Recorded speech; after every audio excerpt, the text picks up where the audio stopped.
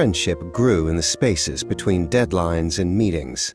They shared inside jokes over lunch and knew exactly how the other took their tea. For Gokul, the lines of friendship began to blur.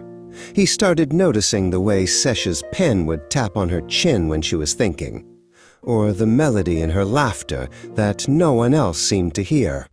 His heart began to write a new story, one where she was the main character. To test the waters, Gokul invented a character.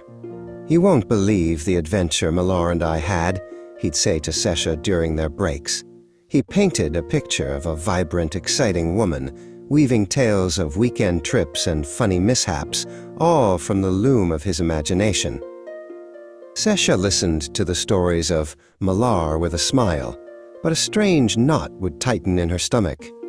She told herself it was ridiculous to feel annoyed by someone who wasn't even there, yet she couldn't shake the feeling of an unwanted shadow falling over their sunny friendship.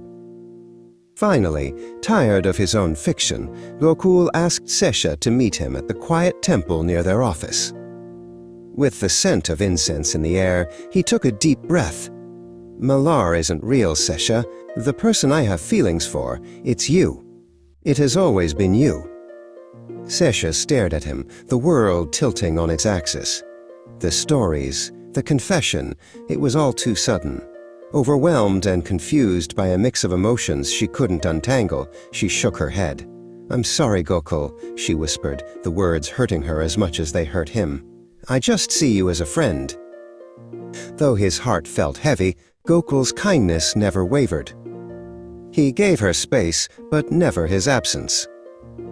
When she was buried in work, her favorite snack would appear on her desk. When a project failed, a comforting note would be waiting.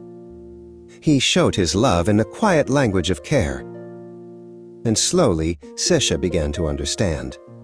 She saw the depth of his affection not in a grand proposal, but in the 100 small, selfless things he did.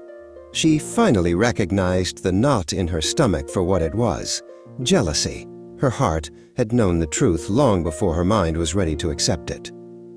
That night, she called him. They met on a deserted road, the city a distant glow around them. A single streetlight cast a pool of gold on the pavement.